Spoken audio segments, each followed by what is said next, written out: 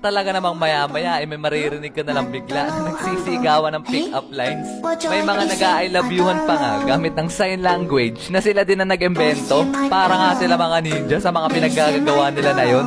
Madami pa nga sila mga pinaggagawa nun. Habang ako ay parang kulangot lang dun sa ledgi kasi hindi ko kaya yung mga pinaggagawa nila. Feel ko kasi nun parang sobrang bata ko pa para magkajowa. Pero meron ako ng 2 tropa na kasama din sa mga nanliligaw dun sa taga-katapat namin na building. At simula nung napasagot na nila yung mga nililigawan nila sa kabilang building, ay dito na nagsimula yung mga hindi inaasahan na pangyayari.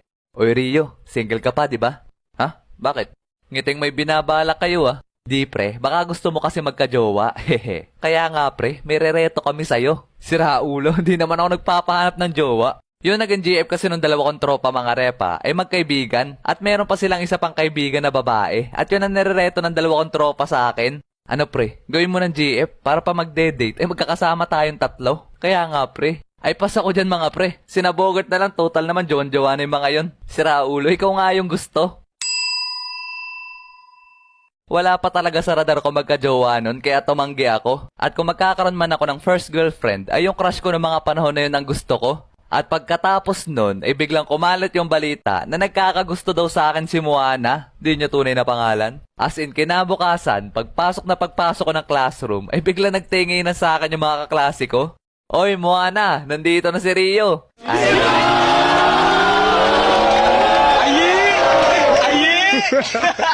talaga namang, oh my God. Gusto ko na lang maglaho na parang bulan noong mga oras na yon. As in, gabutil yung pawis ko sa hiyanon. At pagkatapos nun, ay hinilan nila si Moana papunta dun sa kanilang bintana. Tapos nagkatinginan kami. Kau bilang kau tuh paling manis aduh bikin salah tingkah saja kau pemanis kau bikin salah salah tingkah di kau sayang.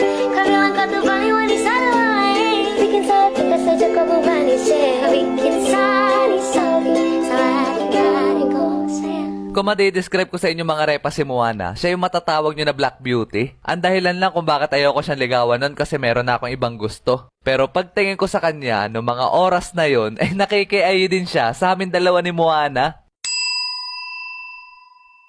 Walang jo. At pagkatapos ng mga nangyari na yon, mas lalong kumalat yung balita tungkol sa amin dalawa ni Moana. Kaya yung katabing section ni na Moana ay nalaman din ata yung balita. At bakit ko nga ba naisama sa kwento yung katabing section ni na Moana kung maitatanong nyo mga repa? Ang masasabi ko lang dyan ay meron na namang hindi inaasahan na pangyayari. Kasi doon sa katabing section ni na Moana ay may umamin daw na meron din daw siyang crush sa akin.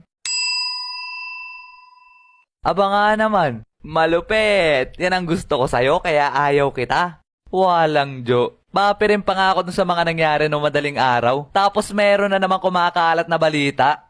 At nung pagkatapos namin kumain ng lunch break, ay dumiretsyong punta na kami sa aming room. Tapos bigla kaming sinalubong nung 2 kong tropa. Tapos sinabi nila sa akin na kinausap daw nung 2 GF nila kanina yung isang babae na nagkakagusto daw sa akin. Tapos pinagsabihan daw nila to.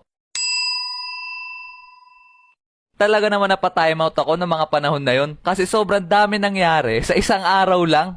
At pagkatapos nun, halos araw-araw na akong kinukulit ng mga kaibigan ni Moana at mga kaibigan ni Aya. Hindi niya rin tunay na pangalan. At pinipilit ako na gawin ko na daw GF yung kaibigan nila. As in halos isang linggo, puro ganun ang pinaggagawa nila. Ewan ko nga ba sa mga yon kasi parang ginawa na nilang kompetensya. Kaya noong mga panahon na yun, kabado 20 ako lagi pag naglalakad ako sa school. Tapos one time, may plenano pala yung 2 kong tropa sa akin. Oy pre, laro tayo mamayang uwian ng Bleach vs One Piece. Doon tayo dumaan sa likod ng school.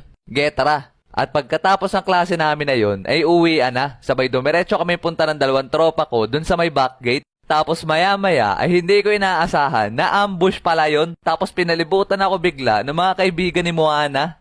Paano nyo nagawa to sa akin? Pasensya na pre, napag-utusan lang. At alam ko na sa seryosong sitwasyon ako nun kasi kasama nila si Moana. At pagkatapos nun, nagsimula na silang kumbinsihin ako at hindi daw kami uuwi hanggat hindi ako nagsasabi ng oo.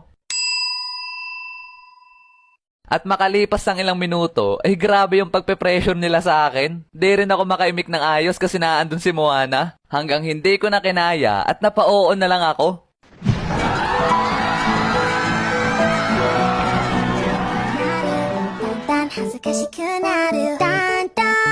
くなるだんだん嬉しくなる